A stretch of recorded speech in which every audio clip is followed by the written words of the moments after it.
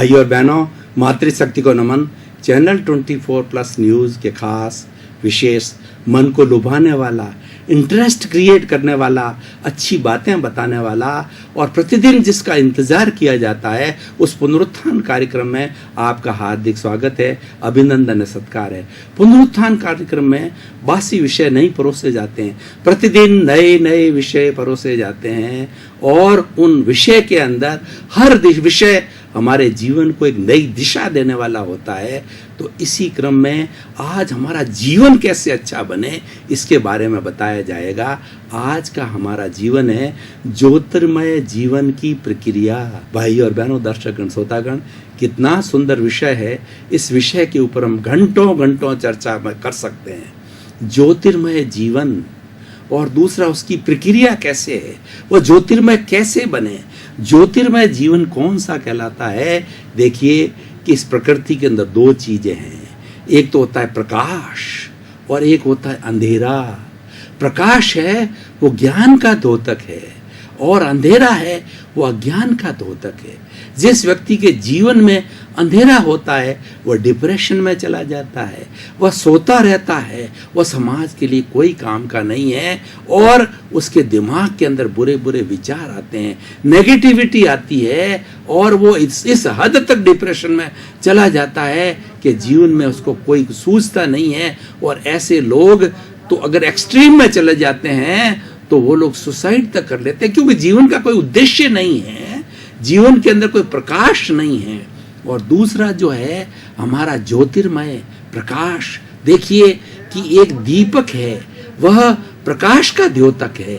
एक छोटा सा दीपक, छोटा सा दिया घने अंधकार के अंदर रख दिया जाता है तो घने अंधकार को चीर करके वो उसको ज्योतिर्मय कर देता है, प्रकाश कर देता है।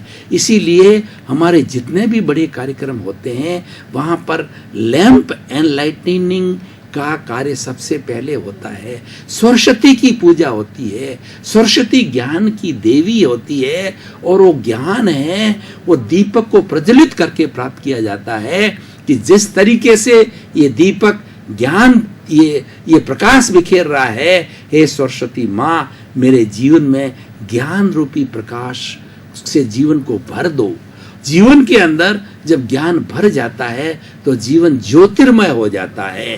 हमारे रोम रोम के अंदर 60 खरब कोशिका हैं, एक एक कोशिका के अंदर प्रकाश आ जाता है, एक एक कोशिका के अंदर ज्ञान आ जाता है, एक एक कोशिका के अंदर ज्योति आ जाती है, जिसको एनलाइटनमेंट कहते हैं। और एनलाइटनमेंट जब होता है तो आनंद की अनुभूति होती है, रोम रोम के अंदर आनंद हो जाता है।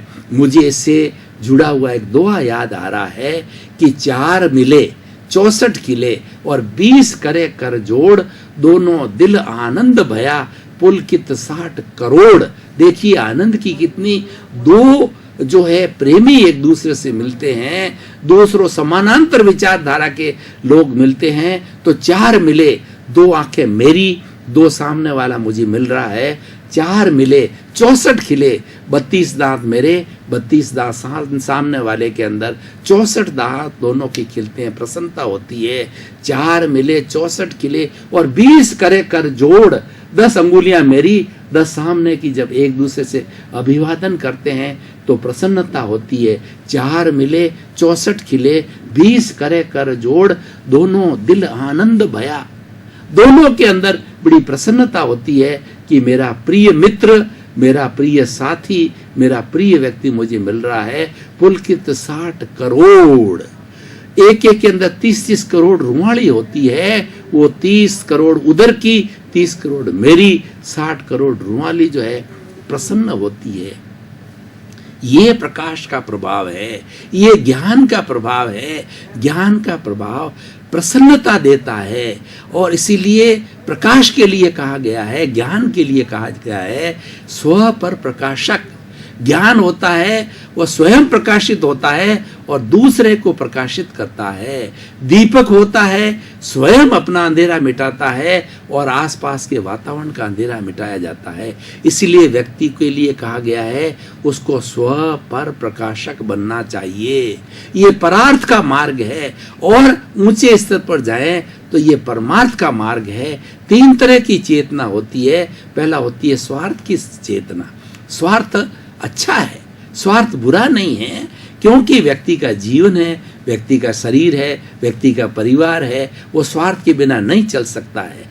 जब तक अब हमारे स्वार्थ नहीं होगा तो हम बाल बच्चों का भरण पोषण कैसे करेंगे, परिवार को कैसे पालेंगे, क्यों पालेंगे? क्योंकि वह तो अनासक्त होकर के साधु बन जाएगा, उसके कोई पर वो क्यों शादी करेगा?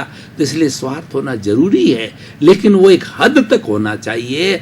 100% स्वार्थी नहीं बनना चाहिए।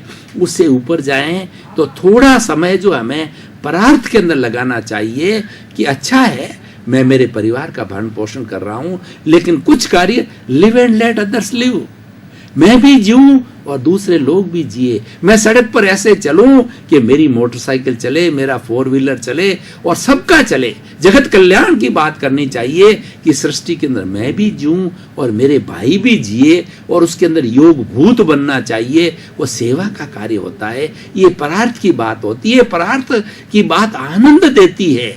जब व्यक्ति के अंदर सेवा की बात आती है तो ऑटोमेटिकली उसमें त्याग की भावना आती है। वह सड़क पर चलेगा तो अपनी दिशा के अंदर चलेगा, इधर उधर नहीं जाएगा, उससे लोगों को डिस्टरबेंस नहीं होगी। घर में रहेगा, सीमित बोलेगा और सीमित स्थान पर बैठेगा, और उसके अलावा सीमित साधना का उपयोग करेगा ताकि घर के दूसरे सदस्यों को डिस्टरबेंस नहीं हो। अननेसरी जगह जगह जाके वो लाइट नहीं लगाएगा, शोरगुल नहीं करेगा, अपना कार्य जो है वो बहुत संयम से करेगा। इन सब बातों को मैं जोड़ूं तो एक शब्द कहना चाहूंगा, संयम। बहुत सुंदर शब्द बीच में आ गया कि ज्योतिर्मय जीवन बनाने के लिए व्यक्ति को संयमी होना चाहिए। संयम खलु जीवनम, संयम ही जीवन है। भगवान महावीर ने कहा, जयंग चरे जयंग चिट्ठे जयंग मासे जयंग सहे भुजन तो भाषण तो पाव खमंग न बंदई। भगवान महावीर को उनके शिष्यों ने पूछा कि हे भगवान, हम साधु बन गए हैं तो हमको वो रास्ता बताओ जिससे कि हमारे कर्मों का बंधन नहीं हो, क्योंकि कर्मों का बंधन बहुत हमारे हुआ है। उस बंधन को काटने के लिए हम आपकी शरण में आए हैं। तो भगवान ने क्या कहा कि खाने में, पीने में, सोने में, बैठने में, उठने में, जागने में तुम सावधान रहो। तुम जो है जैना से चलो, सावधानी पूर्वक चलो। वह सावधानी क्या है? संयम। सर्वभूतेषु संयम अहिंसा। अहिंसा के लिए कहा गया है। प्राणी मात्र के प्रति संयम करना जो है वो अहिंसा कहलाता है। बड़ा सुंदर शब्द है। व्यक्ति अगर एक संयम शब्द अपने जीवन के अंदर धारण कर लेता है तो उसका जीवन ज्योतिर्मय हो जाएगा। आज हम जीवन को ज्योतिर्मय बनाना चाहते हैं, उसको संयमी होना चाहिए। ये सबसे बड़ा जो है वो हमारे साधन मिला है संयम का। अब देखिए कि ज्योतिर्मय के लिए हम ज्ञान की बात कर रहे थे, संयम की हमने बात की, दूसरी बात हम ज्ञान की बात करते हैं। ज्ञान कौन सा? आत्मा का ज्ञान। हमारे सामने 2 तरह के जगत है। एक तो लौकिक जगत जिसमें हम 5 इंद्रियों के माध्यम से जीते हैं, स्पर्शन रसन घ्राण चक्षु श्रोत्राणी इंद्रियाणी। 5 इंद्रियों के माध्यम से हम इस लौकिक जगत को देखते हैं। वो हमारा बाहर का जगत है और उसके अंदर हम जीते हैं, उसके अंदर हम हलन चलन करते हैं, उसके अंदर हमारे मन वचन काया की सारी प्रवृत्तियां करते हैं। और ये जीवन भर करते हैं, हम ही नहीं करते हैं, हर प्राणी करता है। हर प्राणी इस कॉस्मॉस में जन्म लेता है, इस नेचर माँ के द्वारा उसका जन्म होता है, और वो अपने कर्मों के अनुसार जो है वो इस नेचर के अंदर ही अपने कर्मों का भुगतान करता है, कर्मों का बंधन करता है। हर व्यक्ति को इस चराचर जगत के अंदर आना पड़ता है। इसीलिए कहा गया है जगत नियंता व्यवस्थित शक्ति। इस व्यवस्थित शक्ति को हमें समझना बहुत जरूरी है, और जिस व्यक्ति ने इस व्यवस्थित शक्ति को समझ लिया वो व्यक्ति अपना कल्याण कर सकता है।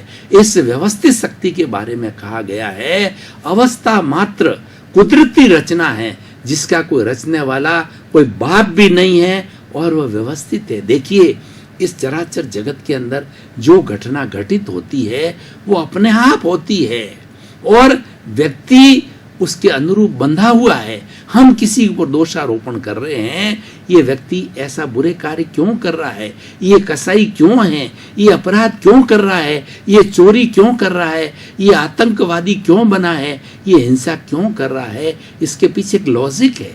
इसके पीछे लॉजिक ये है कि वह कर्मों से बंधा हुआ है, कुछ इस तरीके से कॉजेस डाले हुए हैं कि उसके इफेक्ट आज को मिल रहे हैं और वो व्यवस्थित है, उसको करना पड़ेगा। इस व्यवस्थित शक्ति को हम समझने लग जाते हैं तो जगत को आराम से समझते हैं। और हमें ये समझना चाहिए कि उस स्थूलतम संयोग, सूक्ष्मतम संयोग, वाणी के संयोग सब पर हैं और पराधीन हैं। यह ज्ञान मेरे हृदय में संस्थापित रहे, संस्थापित रहे। मैं कोई दखो दखल करूं नहीं, और ईश्वर मुझे ऐसी जागृति दो कि मैं मात्र उसको देखूं और जानूं। हमें दूसरे के बारे में ओपिनियन नहीं देनी चाहिए, ऐसा क्यों कर रहा है, इसका मतलब उसमें हम कर्ता भाव का रोपण कर रहे हैं। और हम स्वयं भी, अब मैं ज्ञान की बात पे आता हूं कि हम कर्ता भाव रखते हैं, तो ये सबसे बड़ा ज्ञान है। मेरे कर्ता हो ही नहीं सकता, मेरे में कर्ता की योग्यता नहीं है, मैं तो ज्ञाता दृष्टा हूं। ये ज्ञाता दृष्टा कर्ता कैसे हो सकता है? कर्ता तो व्यवस्थित शक्ति है, इस संसार को चलाने वाली व्यवस्थित शक्ति कहिए, भगवान कहिए, या कुछ जैन दर्शन के अंदर जो धर्मास्तिका है, कालाशास्त्रिका है और पुद्गलास्तिका, ये 6 द्रव्य हैं जो कि इस जगत को चलाते हैं। और ये जगत इटर्नल है, सार्वभौम है, सत्य है, अनादिकाल से चला आ रहा है और ये व्यवस्थित रूप से चलता है, ये ऑटोमेटिक है। इसको चलाने वाला जो ये व्यवस्थित शक्ति चलाती है, तो मैं उसके अंदर दखो दखल नहीं करूं। इसका मतलब ये मैं उसमें डिस्टरबेंस पैदा नहीं करूं। डिस्टरबेंस क्यों होती है? हम ओपिनियन देते हैं, हम कर्ता भाव का उस व्यक्ति में रोपण करते हैं या हमारे में रोपण करते हैं। मैंने किया, मेरा नाम सोहन राज है, ये घर सोहन राज ने बनाया, सोहन राज ने इतनी पुस्तकें लिखी, सोहन राज ने इतने एपिसोड्स जो है वो बोले, उसने इतना धन कमाया, उसने ऐसा किया वैसा किया। ये कर्ता भाव का रोपण है। वह तो ये तो ऑटोमेटिकली हो रहा है, ये तो व्यवस्थित शक्ति करा रही है, ये हमारे इस कर्मों का डिस्चार्ज है, उसके अनुरूप हो रहा है। तो भाई और बहनों, दर्शकगण, श्रोतागण, ये सबसे बड़ा ज्ञान है, सबसे बड़ा जो परम ज्ञान, परम सत्य, ब्रह्म ज्ञान और एब्सोल्यूट ट्रुथ क्या है? मैं शुद्ध आत्मा हूं। अल्टीमेटली व्हाट एम आई? और मनुष्य के अंदर जब ये तीन प्रश्न खड़े होते हैं, तब जीवन ज्योतिर्मय बनता है। मैं कौन हूं, मैं कहां से आया हूं और मुझे कहां जाना है?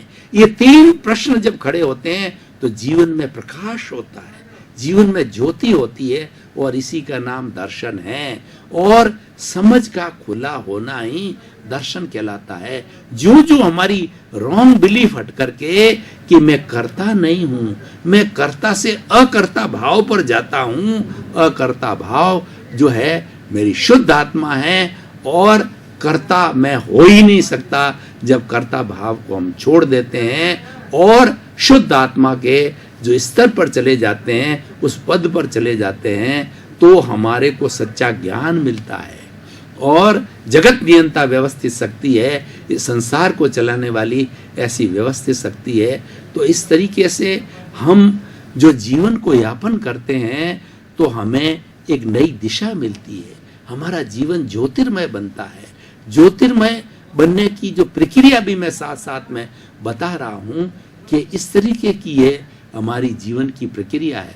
भाई और बहनों, दर्शकगण, श्रोतागण, मैं इस आज के इस विषय को वर्तमान सिनेरियो के साथ में जोड़ता हूं कि आज जीवन के अंदर लोगों के अंधकार छाया रहता है, लोग बहुत निराशावादी हो गए हैं। और खास तौर से मेरी युवा पीढ़ी को मैं जो है अत्यंत विनम्रता पूर्वक निवेदन करना चाहूँगा कि आप भारत के बहुत बड़े एसेट्स हो और देश का निर्माण आप करने वाले हो। आपका जीवन ज्योतिर्मय होना चाहिए, आपके अंदर एक ज्ञान की अनुभूति होनी चाहिए। और वो ज्ञान क्या है? अहंकार से दूर रहो। सबसे ज़्यादा हमारे जीवन को गिराने वाला है ये अहंकार। अहंकार कैसा? कर्ता भाव। ये सबसे बड़ा अहंकार है। और जब अगर हमने कर्ता भाव को छोड़ दिया तो हमारा अहंकार तिरोहित हो जाता है। हमें ऐसे ज्ञानी की शरण में जाना चाहिए जो कि हमारे अहंकार को जो है, जिस तरीके से एक जो है मंत्रधारी जो अपने मंत्रों के माध्यम से बहुत बड़े विषैले सर्प का जो विष किस तरीके से खींच लेता है, तो ऐसे ज्ञानी पुरुष की शरण में जाकर के और हमारा अज्ञान रूपी अहंकार है हमारा, उसको खींचने वाला, उसका विलय करने वाला, उसको हमारे जीवन से हटा करके और उस अहंकार रूपी जहर की थैली को ऑपरेशन करके निकालने वाला ऐसा ज्ञानी पुरुष के पास जाकर के और हमें ज्ञान लेना चाहिए। ऐसे ज्ञानी पुरुष बहुत लिमिटेड है, भाग्य से मिलते हैं, लेकिन कोशिश करें तो मिल जाते हैं। स्वामी विवेकानंद बहुत घूमे अपने गुरु की तलाश के अंदर, लेकिन उन्होंने पुरुषार्थ करना प्रारंभ किया तो आखिर के अंदर उनको जो रामकृष्ण परमहंस के रूप में गुरु मिले, समाधान मिला। उसी तरीके से हमारे हाथ में पुरुषार्थ है। व्यक्ति को पुरुषार्थी होना चाहिए। आप जीवन को ज्योतिर्मय बनाना चाहते हो, उसकी प्रक्रिया का पालन करना चाहते हो, तो आप पुरुषार्थ के अंदर विश्वास करो। पुरुषार्थी व्यक्ति अपने हाथ की जो है रेखाओं को बदल सकता है, बुरे को अच्छे में परिवर्तित किया जाता है। कर्मों के लिए भी कहा जाता है कि कर्म सजातीय जो कर्म होते हैं, हम उसको बुरे से अच्छे में और अच्छे से बुरे के अंदर बदल सकते हैं। मैं एक उदाहरण के द्वारा ये क्लियर करना चाहता हूँ कि एक राजा के 2 बेटे थे। तो ज्योतिषी ने बताया कि एक बड़े बेटे को कहा ये तो शीघ्र राजा बनने वाला है, और छोटे बेटे को कहा कि इसको जो है सूली लगने वाली है। अब देखिए, बड़े बेटे को जिसको कहा तो ओवर कॉन्फिडेंट हो गया वो कि मुझे तो राजा बनना ही है। ओवर कॉन्फिडेंस के अंदर अहंकार आया और उससे वह बुरे कार्य करने लग गया।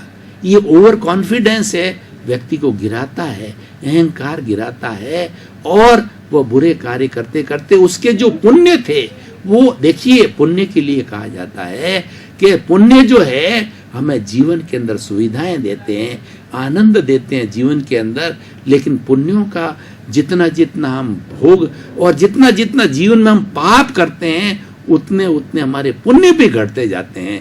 तो राजा के बड़े पुत्र के साथ यही हुआ, उसने पापकारी प्रवृत्तियां चालू कर दी।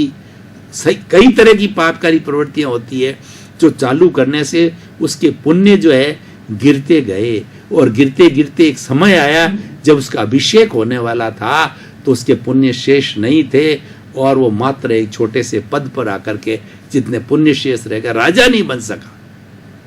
अब दूसरा देखिए किस तरीके से अपने कर्मों को बदला जा सकता है, पुण्य को पाप में, पाप को पुण्य में कैसे बदला जा सकता है। उसको जब ये चिंता लगी दूसरे को मुझे शूली चढ़ने वाली है, तो उसने ईश्वर भक्ति और दूसरा जगत को निर्दोष देखना चालू किया। जगत निर्दोष, सब मेरा दोष, 84 लाख जीवा योनि से क्षमा याचना चालू करी, प्रतिक्रमण किया, सामायिक किया, आलोचना किया, प्रतिकरण के साथ साथ में प्रत्याख्यान किया, और अपने दोषों को धोया, और धोकर के वो शुद्धिकरण करता रहा, क्योंकि उसके मन के अंदर एक ही बात थी कि मुझे तो सूली चढ़ने वाली लगने वाली है, जीवन एंड होने वाला है, इसीलिए, और समय भी थोड़ा रहा। उस थोड़े समय को उसने सदगति के अंदर बदला, अच्छे कार्यों में बदला। तो अच्छे कार्यों में होते हुए तो क्या हुआ कि जब उसके सूली लगने का जो समय आने वाला था तो पैर के अंदर एक बड़ी सूल लगी, सूली सूल के अंदर बदल गई, और वह उसके बड़ी कांटा, बहुत बड़ा जहरीली सूल लग गई। जहरीली सूल से उसके खून आया और यहाँ तक जाके वो कन्वर्ट हो गया। वो सूली सूल में बदल गई, और वो राजा था, वो राजा करके एक सामान्य पद वाले व्यक्ति के अंदर बदल गया। इतना बड़ा प्रभाव होता है पुण्य का। तो इसलिए भाई और बहनों, ज्योतिर्मय जीवन बनाने के लिए हमें सकारात्मक कार्य करना चाहिए, हमें अपनी सोच को बदलना चाहिए। हम किसी के प्रति राग द्वेष नहीं करें, हम किसी के प्रति अभिप्राय नहीं लगावें, हम तुरंत अभिप्राय देते हैं। कोई एक, हमारे में सबसे बड़ी बुराई क्या होती है, कोई मांगे या न मांगे हम तुरंत रिएक्ट करते हैं, तुरंत अभिप्राय या तो हमारे चिंतन में ले आते हैं, और कई बार बोल भी देते हैं कि फला जो है नेतागिरी के बारे में कोई पूछता नहीं हमें, तो ये कहा जाता आज नेतागिरी में ये हो रहा है, ये भ्रष्टाचार हो गया, इतना वो खा गया और इतना इस तरीके से हो गया, वो जेल चला गया। ऐसे सब लोगों को इस तरीके से अपनी ओपिनियन देते हैं, उनको उस विषय के बारे में गहरी जानकारी नहीं है कि ये क्यों हुआ, कैसे हुआ। मैं ये नहीं कह रहा हूँ कि भ्रष्टाचार का हम संरक्षण करें, हम बुरी बात का संरक्षण करें, ये नहीं कह रहा हूँ, लेकिन ये कह रहा हूँ किस व्यक्ति ने किन परिस्थितियों के अंदर कार्य किया और कैसे किया, हमको जानकारी नहीं है। हम अपने मन के अंदर बनी मान्यता है, ये ओपिनियंस कहाँ से आती है? ये ओपिनियंस हमारे दोषों से आती है। दर्शकगण, श्रोतागण, भाई और बहनों, आपका बहुत बहुत धन्यवाद। पुनरुत्थान कार्यक्रम आप नियमित रूप से देख रहे हो, इसीलिए पुनरुत्थान कार्यक्रम आज टॉक ऑफ द टाउन बन रहा है। पुनरुत्थान कार्यक्रम का हमारा उद्देश्य है सुधरे व्यक्ति समाज, व्यक्ति से राष्ट्र स्वयं सुधरेगा। हमें इंसान का हृदय परिवर्तन करके इंसान को सुधारना है, यही पुनरुत्थान कार्यक्रम का उद्देश्य। सर्वे भवन्तु सुखिनः, सर्वे भवन्तु निरामया। इसी क्रम में आपका जीवन आनंदमय हो, मंगलमय हो, प्रेममय हो, सुखमय हो। आप अपने परिवार के साथ अच्छा जीवन व्यापन करते हुए समाज की खूब सेवा करें, परोपकार करें। आपके प्रति मंगल भाव।